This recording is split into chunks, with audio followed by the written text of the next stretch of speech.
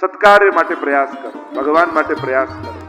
લૌકિક તો ભાગ્યમાં લખ્યું છે ને તો મળી જ જવાનું. એ તો તમારા નસીબમાં છે. નહીં ઈચ્છો તોય સુખ આવશે. એ તો આવવાનું જ છે. દુર્બુદ્ધિની બહેન આવી દુસ્સંગ ને કહેવા લાગી, જો મારી પાસે એક વિચાર છે, એમ કર, મારે બાળક થવાનું, તું મારા પતિને થોડું ધન આપજે, મારા ઘરે રહેવા આવી જા અને ગર્ભવતી થવાનું નાટક કરજે અને મારે બાળક થશે તને આપી દઈશ અને બધાને કહીશું કે તારે બાળક થયું. વાત ગમી, ગઈ રહેવા.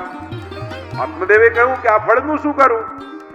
કે આ આંગણામાં ગાય બાંધી છે ને એને બાળક થતું નથી, વાછરડું થતું નથી. એને ખવડાવીને જુઓ કે મહાત્માએ કંઈક અભિમંત્રિત કરીને આપ્યું છે કે એમને પકડાવી દીધું છે.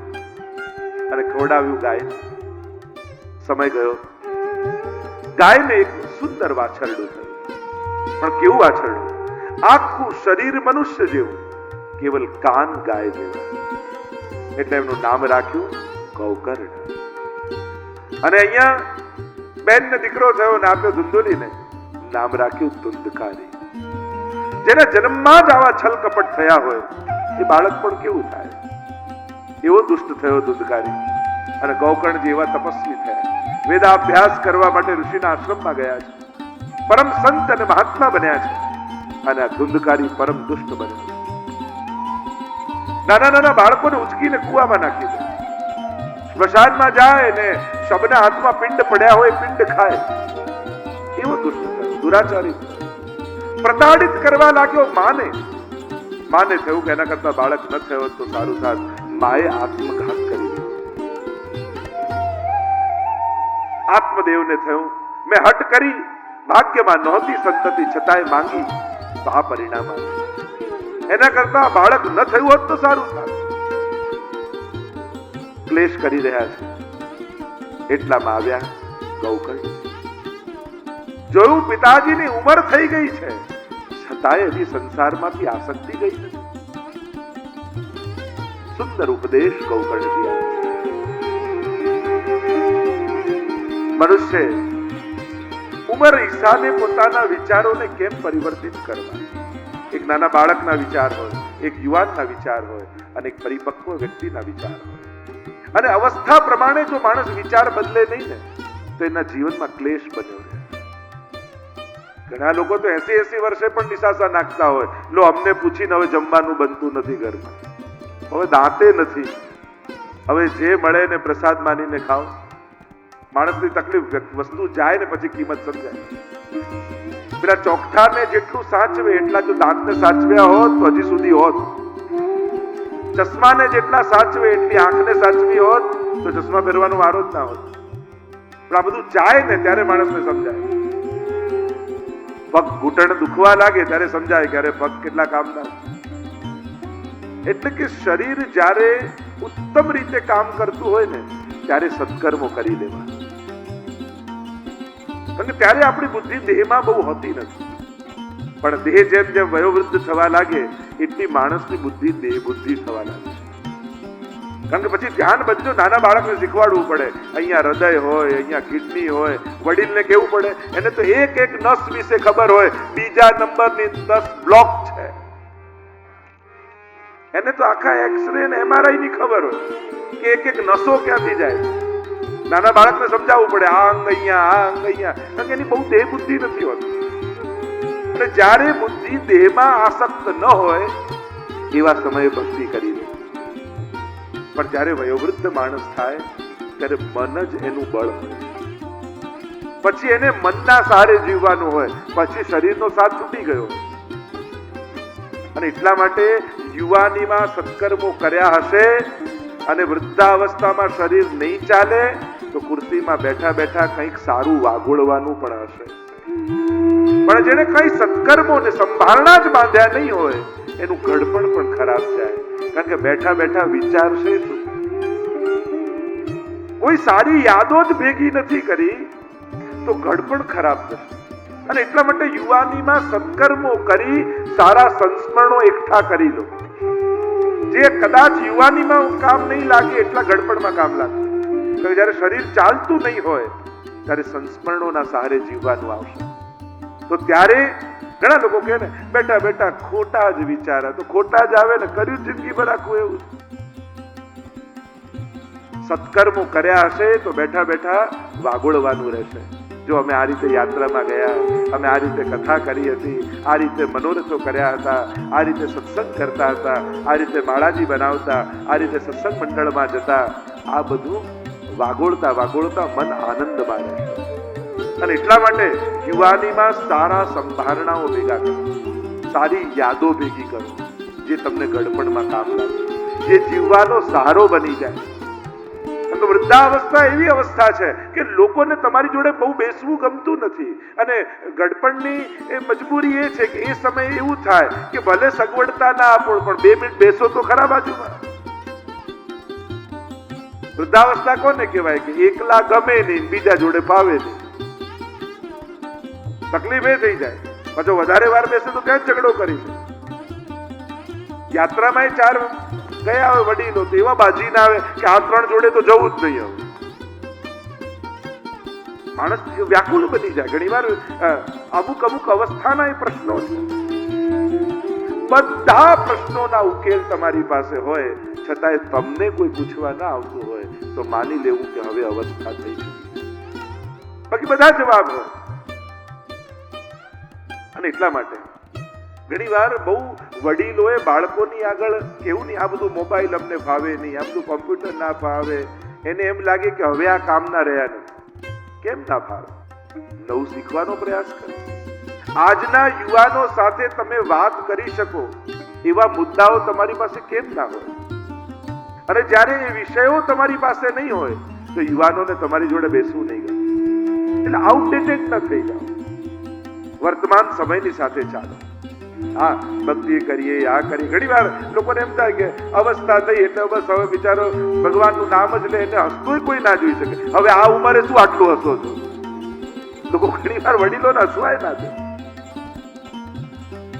તો એવા સંજોગ અને એવા હાલાત પણ સમાજે નહીં કરી દેવા. પછી એકવાર સિનિયર સિટીઝન માં થોડું પ્રવચનનું હતું ત્યારે મેં વાત કરી હતી કે 3 પ્રકારના સિનિયર સિટીઝન ભાગવતજીમાં છે. એક છે ભીષ્મજી, બીજા છે ધૃતરાષ્ટ્ર અને ત્રીજા છે નંદ બાબા. એટલે આપણે ધૃતરાષ્ટ્ર જેવા સિનિયર સિટીઝન બનવાની જરૂર નથી. આપણે નંદ બાબા જેવા બનવું જોઈએ, જેના ઘરે રોજ નંદ મહોત્સવ થતા હોય, જેને ત્યાં રોજ ઉત્સવ થતા હોય, જ્યાં રોજ આનંદ થતા હોય. હતાશા નિરાશા મૂકી આ ન મળ્યું, આને આ ન કર્યું, આને આ ન આપ્યું, આ બધું વિચારવા કરતા મારા માથે ઠાકોરજી બિરાજે છે, એ જ મારું સર્વસ્વ છે અને એની સાથે મારે હવે આનંદ કરવાનો. આવા નંદ મહોત્સવનો નંદ બાબા બનીને આનંદ ન કરી. ધૃતરાષ્ટ્ર નિરાશા અને હતાશા છે, મારું અને તારું છે. અને એ મારું અને તારું મહાભારત સિવાય બીજું કાંઈ નોતરતું નથી. તમે એકલા, ધૃતરાષ્ટ્ર એકલો પડી ગયો. અને નંદ બાબા ક્યારે એકલા રહ્યા નથી, સદાય વ્રજવાસીઓથી ઘેરાયેલા રહ્યા. અને એટલા માટે આપણું જીવન નંદ બાબા જેવું હોવું જોઈએ. અહીંયા પોતાના પિતાને અદ્ભુત ઉપદેશ આપ્યો છે ગૌકર્ણજી. પિતાજી, હવે હરિનું ભજન કરવાની ઉંમર થઈ છે. ક્યાં સુધી આ દીકરો, આ વહુ, આ બાળકો, આ પડોશી, આડોશી, આ સ્વજનો બહુ કર્યું. આખું જીવન એમાં તો ઘસાય. અને એટલા માટે ઘણી વાર હું તો કહું કે કોઈ વડીલ ભગવતીનું અંત સમય બગાડવો નહીં. આખી જિંદગી જેને ભક્તિ કરી હોય, ઘણી વાર છેલ્લે હોસ્પિટલમાં હોય ને જો કાકા આવી ગયા, જો દાદા આવી ગયા, જો ભાઈ આવી ગયા, હવે આખી જિંદગી આજ તો થયું છે. ઉલટાના એવા ઘડીએ એવા વૈષ્ણવને સામે ઉભા રાખો જેને જોઈને એ બાને ઠાકોરજી યાદ આવે. એવા વૈષ્ણવો, એવા ગુરુજન, એવા ઠાકોરજીની વાતો કરો જેથી એમને પ્રભુનું ચિંતન થાય. કોઈનો અંત સમય બગાડવો નહીં. તો ઘણી વાર આખી જિંદગી જેને ભક્તિ કરી હોય એને પણ છેલ્લા સમયમાં લોકો પોતાના લૌકિક સગાઓને બોલાવીને બતાવે, જાઓ હું પાપો, અને જઈને એમ કહો કે બા હવે અમારામાં મન ન રાખો, હવે ઠાકોરજીમાં મન રાખો. હવે આ ક્ષણે તમારા દીકરા ઠાકોરજી છે, તમારા પિતા ઠાકોરજી છે, તમારા ભાઈ ઠાકોરજી છે. હવે તો દરેકમાં એને જુઓ તો તમારું કલ્યાણ થશે. અમારા ઘરે રહ્યા અને અમારામાં મન રાખ્યું બરાબર છે, હવે ભગવાનના ઘરે જવાનું છે એટલે હવે ભગવાનમાં મન રાખવું. ચિત્ત પ્રભુ મારા. ઉલટાનું અંત સમયમાં આપણામાંથી મન એમનું હટાવી દે. જેમનામાં એમને બહુ આસક્તિ હોય ને એ જ આવીને કહે, બા હવે મારું મોહ મૂકી દો, હવે મારા તરફથી હું તમને મુક્ત કરીશ, હવે ઠાકોરજીનો હાથ પકડી લો, એનામાં મન રાખો. એવા વૈષ્ણવને ઉભા રાખો. એટલે આપણે ત્યાં જયારે આવો સમય થતો ત્યારે વલ્લભકુલને બોલાવતા, ગુરુજનને બોલાવતા કે આજને આશીર્વાદ આપવા. એમને જોઈ એમને પ્રભુનું, મહાપ્રભુજીનું સ્મરણ થતું કે મને લેવા માટે મહાપ્રભુજી પોતે પધાર્યા. અને જ્યારે આવું મન રહે મહાપ્રભુજીમાં તો એને લેવા યમદૂતો ક્યારે આવતા નથી, એને તો ઠાકોરજીના વ્રજભક્તો લેવા આવે છે. કોશિશ એમ કરો કે એમને યાદ અપાવો જો તમને વ્રજભક્તો લેવા આવ્યા છે. પ્રભુ તમારી પ્રતીક્ષા કરી રહ્યા છે એમની નિકુંજમાં. નિકુંજના દ્વાર ઉપર ઉભા રહી જુઓ ને બા, શ્રીનાથજી બાબા કેવો ઊંચો હાથ કરી તમને બોલાવી રહ્યા છે કે આવો મારી શરણમાં આવો, આવો. આવી વાતો કરી એમનું ચિત્ત ઠાકોરજીમાં લગાવો, એમનું મન લૌકિકમાં ન જાય એના પ્રયાસ કરવા. અહીંયા સુંદર ઉપદેશ આપ્યો છે પિતાજી. ધર્મ ભજસ્વ સતતમ ત્યજ લોક ધર્મ. પિતાજી હવે સતત ધર્મ કરો. ભજસ્વ ભજ સેવાયામ. અને આપણો ધર્મ કયો? સર્વદા સર્વભાવેન ભજનીયો વ્રજાદીપ સ્વસ્યાયમેવ ધર્મો હિ નાન્યત્વાપી કદાચન. આખી જિંદગી સેવા ન થઈ શકી કારણ કે બાળકોને મોટા કરવાના હતા, પરિવારને સાચવવાનું હતું. વૃદ્ધાવસ્થા એટલે મૃત્યુની પ્રતીક્ષાનો સમય નહીં, વૃદ્ધાવસ્થા એટલે પોતાના માટે જીવવાનો સમય. જે કરવાનું મનમાં રહી ગયું હતું, પહેલા એમ થતું કે હું કીર્તન શીખવા જાઉં, હું માળાજી શીખું, હું આ રીતે શિંગાર ધરું, એ સમય ન થયો. હવે કરો ને, કોણ રોકે?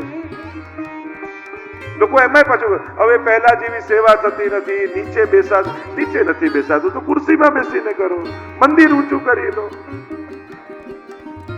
રડવા કરતા વ્યવસ્થા ઊભી કરી લો.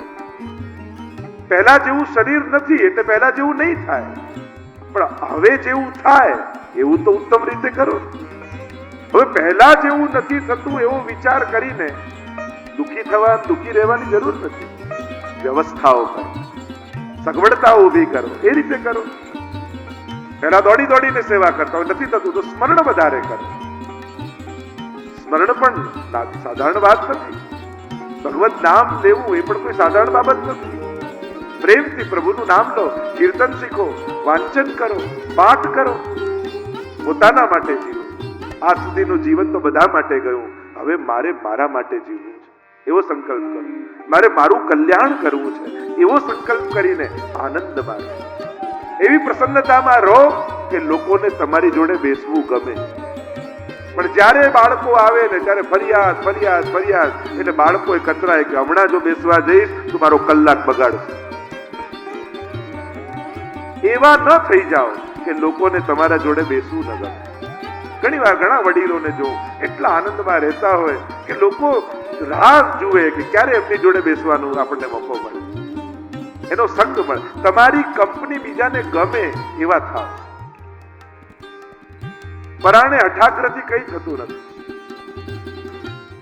એટલે પ્રયાસ કરો, તમારો જીવન આનંદમય. ધર્મ ભજસ્વ સતતમ ત્યજ લોક ધર્મ. અને ધીરે ધીરે હવે લૌકિક વ્યવહારો ઘટાડતા જાઓ.